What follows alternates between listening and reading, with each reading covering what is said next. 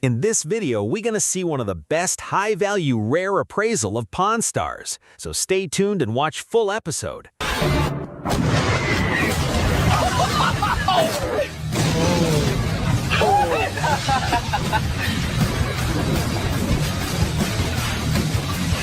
That was amazing! Let's start with our first deal. We have notes from the Republic and the government of Texas.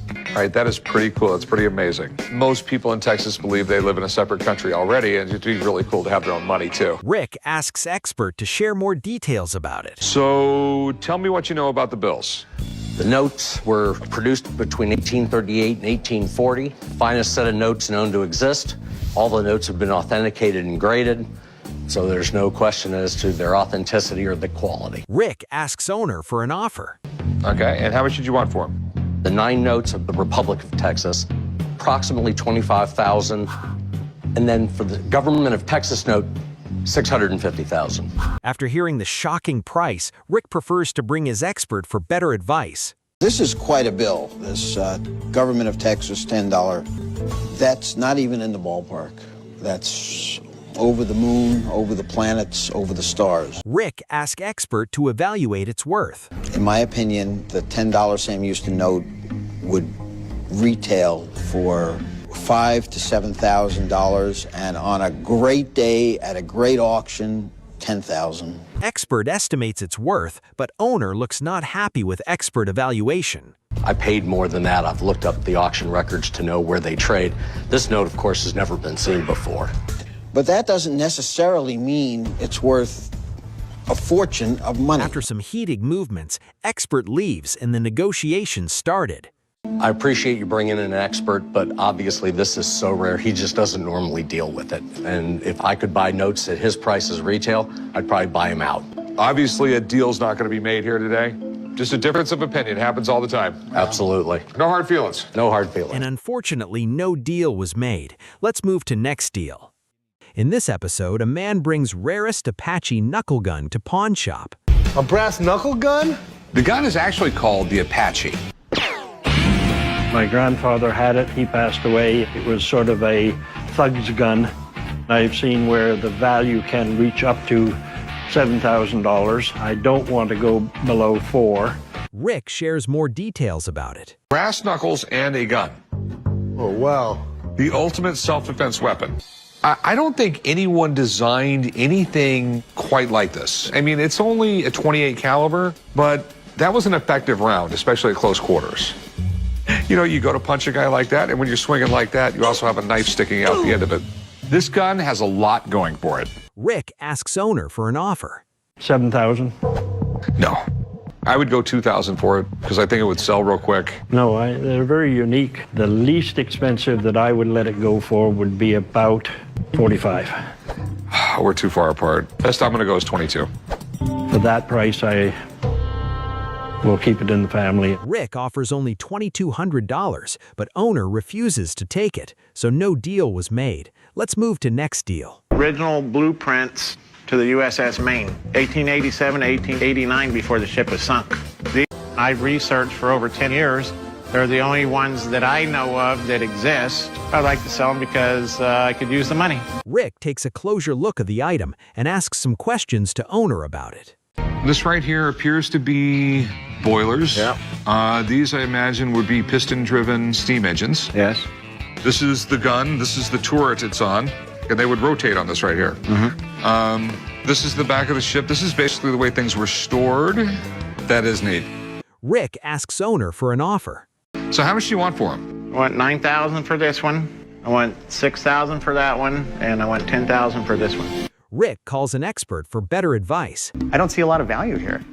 Tops, if you really want to put something classic looking, you know, up on a wall, framed, $300 or $400 a piece. Yeah. Am I close? Well, no. I want $25,000 for them. Yeah, see, it's like totally different planets. They're still not construction documents. I mean, to me, they're one of many copies made, and they were made for something. Maybe they were made for an official purpose, but I still think they're worth $300 or $400. Expert estimates its worth way less than everyone expected. If there was a lot of them printed, where are they? It's the only one. They might be the only ones, but I still don't think they're going to bring that kind of money.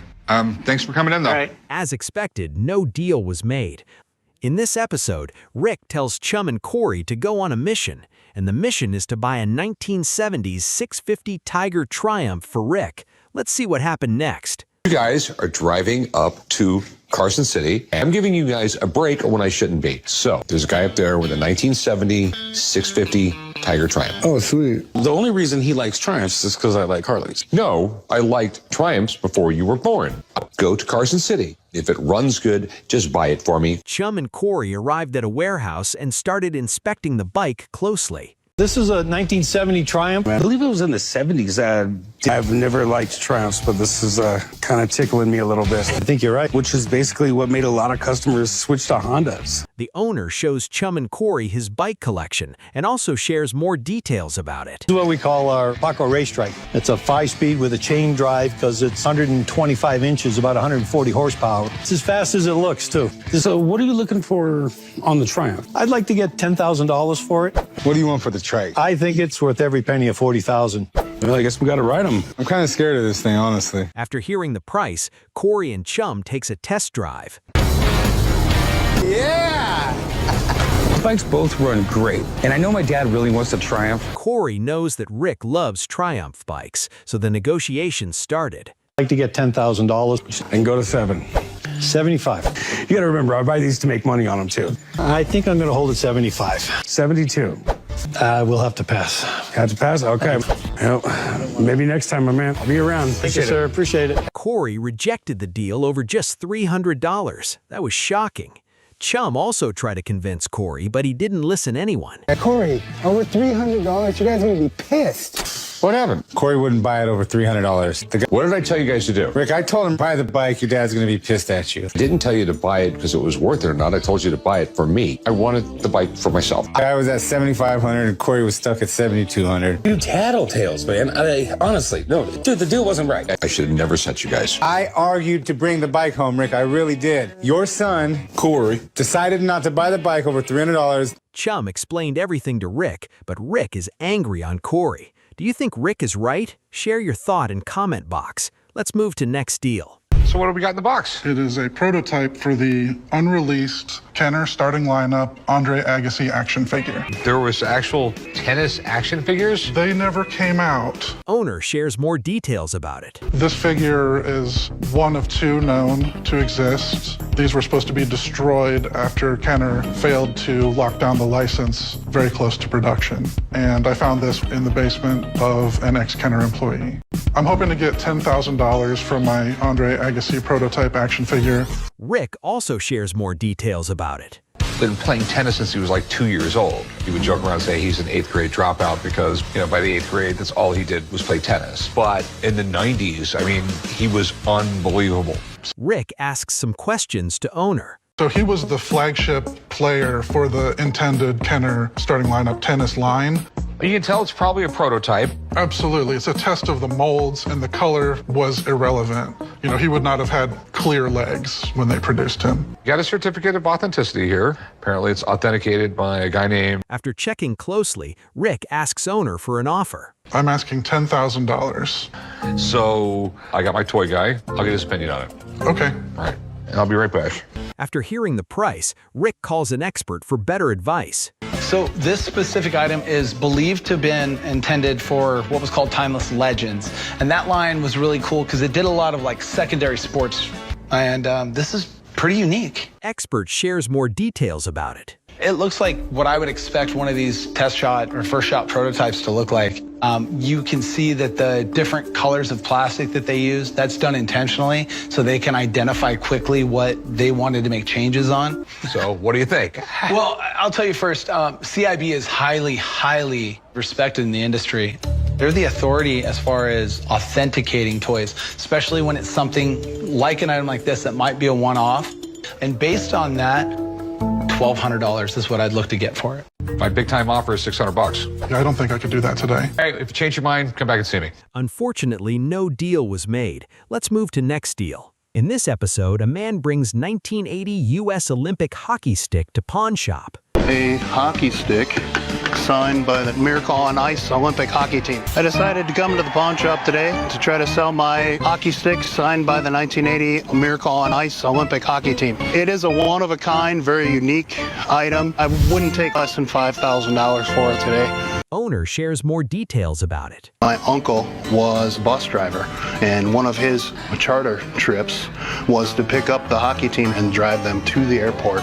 And so at that time, I got all the players and the assistant coaches. Then in 1994, I was working at a country club, and Herb Brooks, the head coach, came in, asked him if I could get the stick there before I left, if he would sign it, and he did. There's no question, I want this stick. I know a ton of collectors who would think this thing is absolutely priceless. Rick calls an expert to check its authenticity. Let's see what expert suggests. I've got signatures from the 20 players of the 1980 Olympic hockey team. All right, start from the top. Jim Craig, that's the goalie. He makes his very distinct ending for his G. There's all kinds of evidence, and this thing is absolutely authentic. Expert says that the item is authentic, so the negotiations started. Like $2,000 on it? It was a 4 and we got a deal. No. Not only no, hell no. Thanks, have a good one, man. Thank you. Unfortunately, no deal was made. Let's move to next deal. In this episode, a man brings silver vinaigrette boxes to pawn shop. I'm looking to sell the vinaigrettes today because my daughter's getting married. I could use the money to help with her wedding that I inherited from my mother when she passed. And these are called vinaigrettes. Rick takes a closer look of the item. Let's see it's real or not. See, this was Birmingham. I know it's Birmingham because it has an anchor mark on it, okay? This one is really great marks. This one's 1850. After checking the item closely, Rick confirms that the item is authentic, so Rick started with low ball offer. These are just your basic corner jewelry store type thing. They're from Birmingham. I'd give you like $700 for them. We're pretty far apart. Give me 3. 3,000? No. I mean, 700's round to it. I mean, the problem is they're not the right makers. If we're that far apart, I think rather than I'll give them to my daughter. Okay. Well, thanks for stopping by. Yeah, thank you. And unfortunately, no deal was made. Let's move to next deal. In this episode, Rick, Chum, and Corey reach to the location, and everyone is excited to see the tank. So I'm in the middle of the desert in search of a tank for the shop's lot. Apparently, there's an authentic Sherman tank for sale. So, are we close? Almost there. That's it right there. That's the Sherman. Rick and Chum takes a closer look, then owner shares more details about the tank. Holy The tank the guys are looking at right now is an M4A3 Sherman. It's the only Sherman tank in private hands that was actually used in the Pacific Theater. Real Marines jumped into during Iwo Jima. It was finally taken out of service when they hit the turret at the turret bearing. We met the gentleman who had to back it out. Still alive today. When they raised the flag on Mount Suribachi, I mean, it's probably the most iconic photo of all of World War II. Owner confirms that this tank is in working condition. Well, guys, there's a major problem with this tank. It's made out of wood. You know what that's for? The Japanese had magnetic mines, sticky mines that they would run up and stick to the side of a tank. Marines had to improvise and put wood paneling on the side to protect themselves. And everything works inside? Everything works. Rick asked for an offer. How much you want for this thing? I'm looking to get $1.5 million. But we get to drive it? You can drive it and you can shoot it. The guy's asking $1.5 million. That kind of money, I'm thinking about it. But before I do anything, I'm going to have to fire it. Now it's time to see some demo.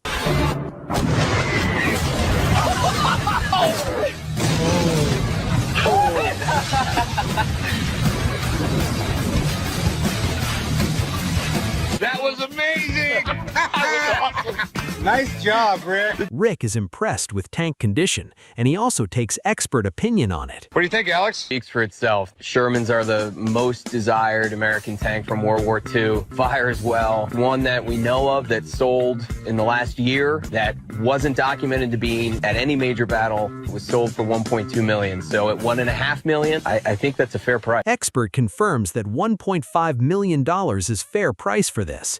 Let's see, will Rick make a deal or not? It's amazing. It's got amazing history. Everything about it's absolutely great. But it's so out of the ballpark for me. But I really, really appreciate the day. It's been an unbelievable day. Thanks, man. Amazing day. Unfortunately, no deal was made. Let's move to next deal. In this episode, Chum comes with a brilliant lottery ticket idea, and he shares the idea with Rick, Corey, and Old Man. Let's see what happened next. Guys, the lottery's at $100 million right now. It's a losing proposition. $100 million. Maybe you guys should get some money together. You got a better chance of getting struck by lightning. After hearing the lottery ticket idea from the Chum, Corey decides to bring some lottery ticket for him. Let's see what happened next. I know how you like these. I picked you up a scratch card, dude. Oh, sweet. All right, I'm feeling lucky. All right, I got a 10,000 and a 50. Holy 10,000. It's 10,000 bucks. 10,000. I don't need to work anymore. I'm rich. We can see the Chum's excitement after scratching the 10,000 lottery ticket. Talk about dumb luck. You guys all realize the lottery ticket's fake. Why would you do that? Dude, they sell them in party stores all the time. Corey literally give fake lottery ticket to Chum. Rick, an old man, looks not happy after hearing this. Corey calls him immediately to bring him pawn shop. Chum, it's Corey, man. Give me a call as soon as you can. He's going to spend a bunch of this money. I tricked Chum into thinking he won $10,000 on a scratcher ticket. I'm starting to get worried that he's going to go nuts and max out his credit card. All right, hold on. Chum just texted me. Call you back in 20 minutes. Just buying a ticket to the Cayman Islands. Rick knows Chum can buy anything with the credit card, so he says Corey to tell Chum truth. Ticket's fake? I freaking quit work and I bought a ticket to the Cayman Islands. I wish, buddy, man. The ticket was just a joke. It was one of those gagged lottery tickets. I'm sorry, Chum. Why would you do this to me? Just come back to work. All right, I'm on my way. Corey feels bad after hearing Chum's voice. Then Chum returns to shop. Pay you back for it.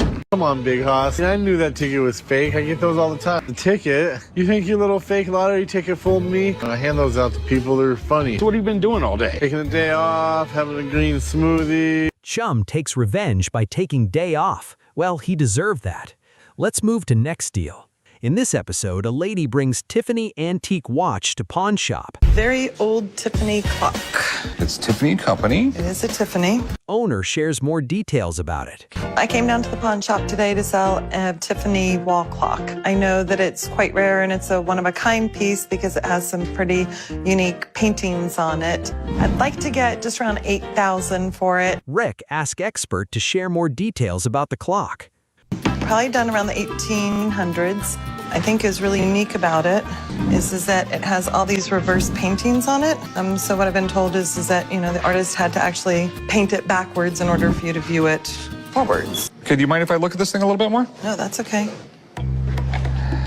Rick takes a closer look of the item and found something written on it. That is a clockmaker's repair. They have this weird little script and everything like that, so next time they work on it, they know what they did. Rick asks for an offer. I'm looking for $8,000. Okay, so I will give you like $1,200. I would be more inclined around the 4 or 5. They just don't go for that. Right. I'd go 13. Is it, or are we just too far apart? I think we're too far apart. All right. Have a nice day. Thank you. You too. Unfortunately, no deal was made. Let's move to next deal. Got a Marilyn Monroe signed picture. Marilyn probably connected with normal people because she came from a pretty humble background. Corey asked more questions to owner. You ever had this checked out? I have. 4 experts looked at it about 10 years ago. It's a good thing she was known for her acting and not her poetry. Have you got any paperwork with it? I don't have any paperwork. Corey calls an expert for better advice. You could see how her M moves so flowing right into her signature. That's usually how she always signed her name. And that's what we're looking at here. Instantly know their secretarial. That's disappointing. Yeah. I appreciate it, man. Yeah, pleasure to see you. I wish it were real, man. I mean, we'd both make a lot of money, but there's really nothing I can do with it. Very much appreciate your time. Have a nice day, man. Thank you. Unfortunately, no deal was made, but Corey learns a lesson that calling an expert its best decision. Let's move to next deal. I've got a 1999 St. Louis Rams Lombardi Trophy, original box and certificate of authenticity. This man brings a 1999 Vince Lombard trophy to pawn shop and share more details about it. I came to the pawn shop today to sell an actual Lombardi trophy from the St. Louis Rams, 1999. I'm looking to get about $7,500 for the trophy. I'd probably take about $4,500. Rick thinks that this item could be replica, so he asks some questions to owner. Well, it's actually a replica because the real Vince Lombardi trophy is bigger, and they make one of those. The Vince Lombardi Trophy has been awarded to every team that's won the Super Bowl since 1970. They made 400 of these, huh? Yes, and I can just tell by the weight looking at it, it's not sterling silver like the Vince Lombardi Trophy. No, it's not. I'm not sure what it's made out of. It's very rare. Well, it's not really rare. There are 400 of them. Rick asks owner for an offer. So what do you want to do with this? I'd like to sell it. How much do you want for it? I'd like to get about $7,500 for it. I would love to have it. It's a really cool piece, but I would pay $2,500 for it. We're too far apart. Okay. But I'll let you hoist it, though, even though you're not going to buy it. All right, In this episode, a man brings a letter signed by Napoleon. Let's see what happened next. Did you get this? Online. Okay, it seems like it's from a pretty legit company. This is the type of seal they used back then. What do you want for it? Corey asked for an offer. Well, you know I'm going to say like 10 grand. I'm going to have to get this reframed. There's going to be work involved. Remember, this guy was the emperor of pretty much Europe. He probably signed a lot of stuff in his life. Ooh, that sounds low. How about 5? I'll give you $2,000 for it, man. That's the best I can do. I didn't pay that much for it, so let's do it. 2,000? 2,000. All right. And finally, the deal closed on $2,000. Then Corey showed this to Rick, an old man. The Napoleon? Yep. That's freaking sweet. Hey, man, it's your lucky day.